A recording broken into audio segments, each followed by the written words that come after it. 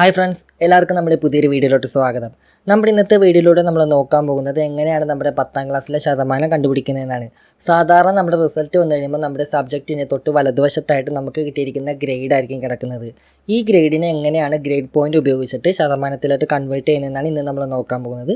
അപ്പോൾ നിങ്ങളുടെ റിസൾട്ട് നിങ്ങൾ ഇതേപോലെ കൺവേർട്ട് ചെയ്യാൻ നേരത്തെ നിങ്ങൾക്ക് എന്തെങ്കിലും സംശയമോ ഡൗട്ടോ ഒക്കെ ഉണ്ടെങ്കിൽ നമ്മുടെ വീഡിയോയ്ക്ക് താഴെ നിങ്ങളുടെ റിസൾട്ട് കമൻറ്റ് ചെയ്ത് കഴിഞ്ഞാൽ നമ്മൾ ശതമാനം നിങ്ങൾക്ക് നോക്കി തരുന്നതായിരിക്കും. അപ്പോൾ നമുക്ക് നേരെ നമ്മുടെ വീഡിയോയിലോട്ട് കിടക്കാം.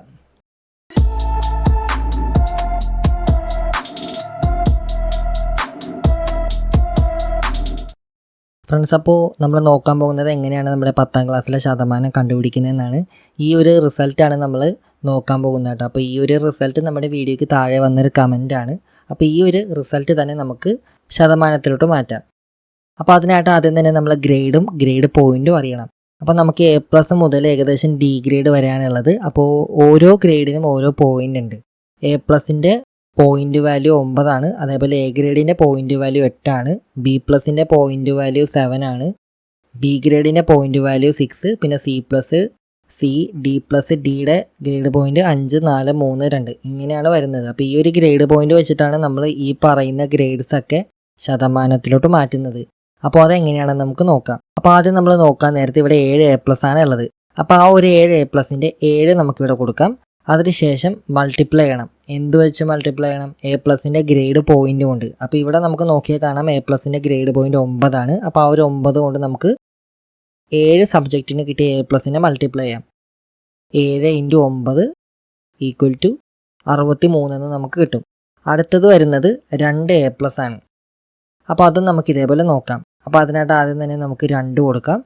ഇൻറ്റു A+ൻ്റെ ഗ്രേഡ് പോയിൻ്റ് 8 ആണ്. അപ്പോൾ ആ ഒരു 8 നമുക്കിവിടെ കൊടുക്കാം. ശേഷം = കൊടുക്കാം. അപ്പോൾ നമുക്ക് 16 എന്ന് കിട്ടും. അവസാനത്തെ ഗ്രേഡാണ് ഒരു B+. അപ്പോൾ B+ൻ്റെ ഗ്രേഡ് പോയിൻ്റ് 7 ആണ്. അപ്പോൾ നമുക്ക് 1 × 7 കൊടുക്കാം. ഇത് കൊടുത്തു കഴിയുമ്പോൾ നമുക്ക് 7 എന്ന് കിട്ടും.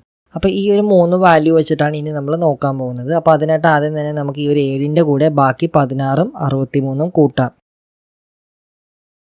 അപ്പോൾ അതിനായിട്ട് നമുക്ക് പ്ലസ് ഇട്ടിട്ട് 16 + 63 കൊടുക്കാം.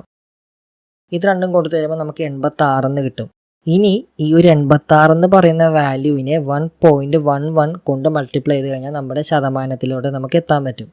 അപ്പോൾ അതിനായിട്ട് നമുക്ക് മൾട്ടിപ്ലൈ 1.111 ശേഷം ഈക്വൽസ് കൊടുത്തു കഴിഞ്ഞാൽ നമുക്കറിയാൻ വേണ്ടി പറ്റും നമ്മുടെ ശതമാനം എത്രയാണെന്ന്. അപ്പോൾ ഇങ്ങനെയാണ് നമ്മുടെ ശതമാനം നമ്മൾ കണ്ടുപിടിക്കുന്നത് കേട്ടോ. അപ്പോൾ ഇവിടെ നിങ്ങൾക്കൊരു സംശയം വരാം, എങ്ങനെയാണ് ഈ പറയുന്ന 1.1111 വരുന്നതെന്ന്. അപ്പോൾ ഇത് വരുന്നത് എങ്ങനെയാണെന്ന് വെച്ച് കഴിഞ്ഞാൽ ഇങ്ങനെയാണ് ഇത് വരുന്നത്. അതായത് ശതമാനം നമ്മൾ കണ്ടുപിടിക്കുന്നത് നമ്മുടെ മൊത്തം 10 വിഷയത്തിന് കിട്ടിയ ഗ്രേഡ് പോയിൻ്റ് നമ്മളെടുക്കും. ഇവിടെ നമുക്ക് കിട്ടിയത് 86 ആണ്. അതിനുശേഷം ഇതിനെ നമ്മൾ 90 കൊണ്ട് ഡിവൈഡ് ചെയ്യും. ശേഷം ശതമാനത്തിലോട്ട് മാറ്റാൻ നമ്മൾ 100 കൊണ്ട് മൾട്ടിപ്ലൈ ചെയ്യും.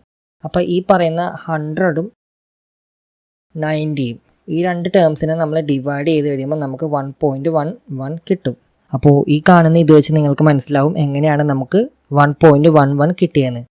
അപ്പോൾ ശതമാനം നമ്മൾ കാണുന്നത് ഈ ഒരു ഫോർമുല വെച്ചിട്ടാണ്. അതായത് നമുക്ക് കിട്ടിയ മൊത്തം ഗ്രേഡ് പോയിൻറ്റിനെ നമ്മൾ 90 കൊണ്ട് ഡിവൈഡ് ചെയ്യും. ശേഷം അതിനെ ശതമാനത്തിലോട്ട് മാറ്റാൻ വേണ്ടി നമ്മൾ 100 കൊണ്ട് മൾട്ടിപ്ലൈ ചെയ്യും. അപ്പോൾ ഇങ്ങനെ ചെയ്യുമ്പോഴാണ് നമുക്ക് നമ്മുടെ ഗ്രേഡ് പോയിൻ്റ് കിട്ടുന്നത്.